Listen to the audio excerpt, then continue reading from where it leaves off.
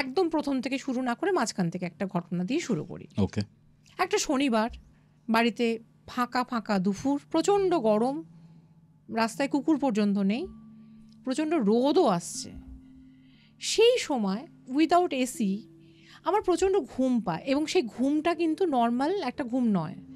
আমাকে যেন কেউ মনে হচ্ছে কিছু খাইয়ে দিয়েছে, একটা কিছু, যে আমি টলে পড়ে যাচ্ছি। আমি ভাবলাম প্রচণ্ড, আমার কিন্তু ঘাম খুব একটা, আমি সোয়েটিং হয় না আমার কেনটা টায়ার্ড লাগছিল আমি জানি না। আমি শুয়ে পড়ি, যেদিকে মাথা দিয়ে শুই তার সেদিকে শুই না, আমি একটা উল্টো দিকে মাথা দিয়ে কোনো রকমে শুয়ে পড়ি, এবং আমার হাতের পাতাটা থাকে উপরের দিকে, সিলিংয়ের দিকে, ডান হাতের পাতাটা। বাঁ হাতের পাতাটা কিভাবে ছিল জানি না, হয়তো বাঁ হাতটা পাশে ছিল, ডান হাতের পাতাটা কিন্তু আমার সিলিংয়ের দিকে খোলা ছিল। একটা অদ্ভুতভাবে, এবং তার আগে থেকে আমি এক্সপিরিয়েন্সগুলো করছিলাম বলেই আমি মেন্টালি ওই মানে আমার প্রিপেয়ার্ড কিছুটা ছিলাম আর কি। তো সেটা আমার এই হাতের এই পজিশানে, মানে এইরকম একটা পজিশানে ঠিক মাঝখানে কেউ একটা এইভাবে সুরসুরি দিচ্ছে। তা আমি ভাবছিলাম, আমি বললাম না মাঝখান থেকে শুরু করলাম, এর আগে কিন্তু অনেকগুলো ঘটনা ঘটে গেছে আমার জীবনে, কারণ তখন আমার বিয়ে হয়ে গেছে, আমার 2টো বাচ্চাও হয়ে গেছে। তো আমি ভাবলাম আজকে ওকে ধরতে হবে, সে যেই হোক না কেন। এইরকম করে রাতের পর রাত, আমি আর দিনের আর কোনো সময় নেই, কোনো রাত, সকাল, বিকেল, সন্ধে, দুপুর, কোনো ব্যাপার নেই। সেদিন ছিল শনিবার, এখনও মনে আছে, এটা 2016 সালের ঘটনা। তো আমাকে এরকম হাতের মধ্যে করাতে, আমি কিছুতেই বাঁ হাতটা তুলতে পারছি না, মানে one type of sleep paralysis যেটাকে বলা হয়। তো আমি তুলতে পারছি না হাতটা, আমি একটা হাত তুলে যে একটা হাতের রিস্টটা ধরবো, যে আমাকে ধরছে বা করছে কিছু একটা, আমি অর্ধেক তাকিয়ে দেখছি, অর্ধেক তাকাতে পারছি, ঘরের পরিবেশ দেখতে পাচ্ছি, সবই দেখতে পাচ্ছি, কোন লাইট ঢুকছে, সূর্যের আলো পড়ছে পর্যন্ত আমার শরীরে। ওই গরমে আমি শুয়ে পড়েছি, কিন্তু আমি কিছুতেই ধরতে পারছি না, আমার হাতটা উঠছে না। যখন আমার হাতটা উঠলো, আমি মানে সর্বশক্তি দিয়ে তার রিস্টটাকে ধরার চেষ্টা করলাম, যে এটা বন্ধ হওয়া দরকার। যেই মাত্র আমি রিস্টে হাত দিলাম, এখন আমার মনে আছে, রিস্টে একটা ছেলের রিস্টে যেমন একটা হাতে লোম থাকে, লোমশ হাত নয়, একটা নরম, মানে লোম একটা নেই এরকম নরম হাত, অথচ একটা এত চওড়া রিস্ট যেটা আমার হাতে ধরা যাচ্ছে না। আচ্ছা আচ্ছা। এবং একটা অদ্ভুত শব্দে আমি বিভৎস ভয় পেয়েছিলাম। আমি যখনই হাতটা ধরেছিলাম, আমাকে একদম ধরার চেষ্টা করবি না, এই সেম ভয়েস আমি সারা জীবনে, আমাকে তুমি যতবার বলতে বলবে আমি ততবার একইভাবে বলবো। সাংঘাতিক লাগলো শুনে। আমি যখনই বলি তখন আমারও একটা গায়ে কাঁটা দেয়, আমারও সেই জায়গাটায় আমি সেই দিনটাই পৌঁছে যাই। তো আমি তাও ধরার চেষ্টা করছি তখন কিন্তু এটা কিন্তু একবারইও বলে। আমি যখন উঠে পড়ি তখন একটা মনে হয় কিছুটা সরে গেল, মানে খুব একটা স্পিডে যদি ঘর থেকে কিছু একটা বেরিয়ে যায়, কিন্তু হেঁটে বেরোনো নয়, একটা কিছু জাস্ট একটা উড়ে যাওয়া বা সরে যাওয়া, কিছু একটা চলে গেল, কিছু ছিল। সেই দিনও আমি কারণটা বুঝিনি, যে এন্টিটি আমার কাছে আসছে সে চাইছেই না যে আমার কেউ ক্লোজ হোক, বা আমার শরীর, আমার মন, আমার সব কিছুর উপর কারোর অধিকার থাক, সেই একমাত্র হবে। এটা আমার তখন বোঝার মানে সেই সুযোগটা হয়নি। একদম একদম। আমার সঙ্গে যার বিয়ে হয় সেই মানুষটার এরম ফিল যে সে করতো না তা নয়, সবাই তো সব কিছু ফিল করতে পারে না, বিশ্বাস করতো, সব থেকে বড় কথা আমার বাড়িতে সবাই বিশ্বাস করতো।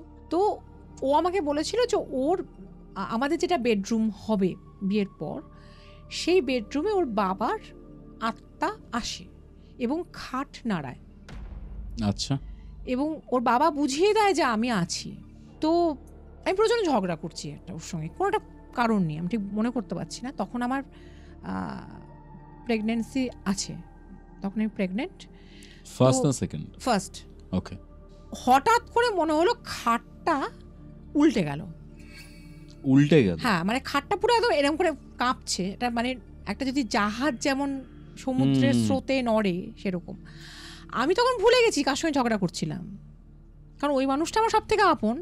আমি ওকে গিয়ে জড়িয়ে ধরে চিৎকার করছি, ভূমিকম্প ভূমিকম্প ভূমিকম্প ভূমিকম্প।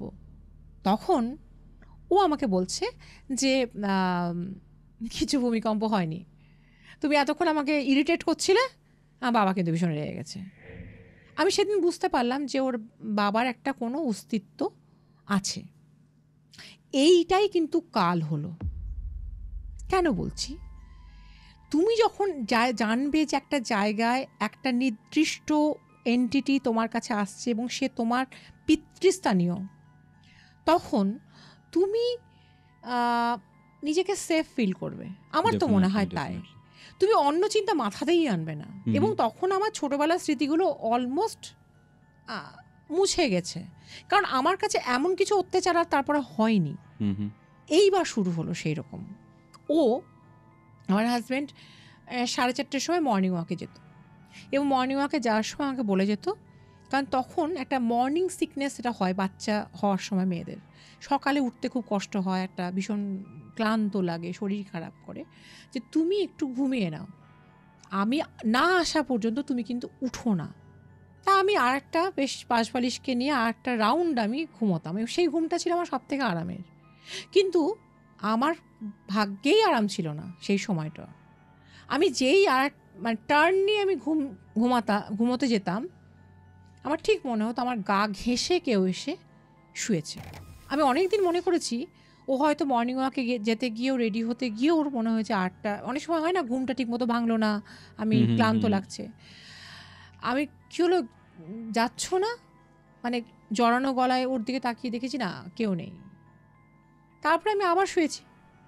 এবার তারপরে দেখেছি যে আমার ঘাড়ের কাছে, পিঠের কাছে, মাথার চুলে কেউ হাত দিচ্ছে, মানে হাত দিচ্ছে, মানে একটা অদ্ভুত ধরনের সুরসুর সুরসুর করছে, একটা অনুভব, একটা কিছুটা মানে চলে ফিরে বেড়াচ্ছে, যেটা আমি অনুভব করতে পারছি, একদম স্থির নয়। এবং নিঃশ্বাস, সব থেকে যেটা আমাকে প্রবলেম ক্রিয়েট করতো সেটা হচ্ছে নিঃশ্বাস।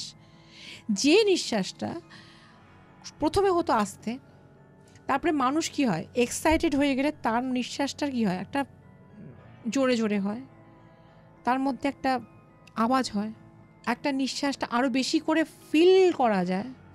আর বাবার কাছে আসা আর কোনো অচেনা কাউরির কাছে আসার মধ্যে, ঘাড়ে মুখ ঘষার মধ্যে পার্থক্য তো থাকবে ডেফিনেটলি। কারণ তখন আমার মনে হতে শুরু করেছে যে ওই বাড়িটা বা ওই ঘরটার মধ্যে আরও কেউ আছে।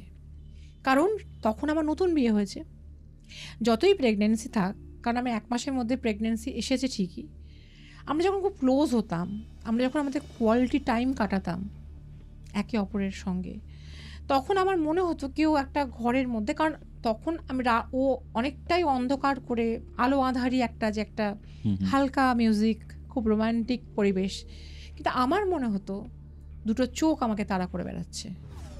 মানে ওই ফিজিক্যাল ইন্টিমেসির সময় মনে হতো কেউ দেখছে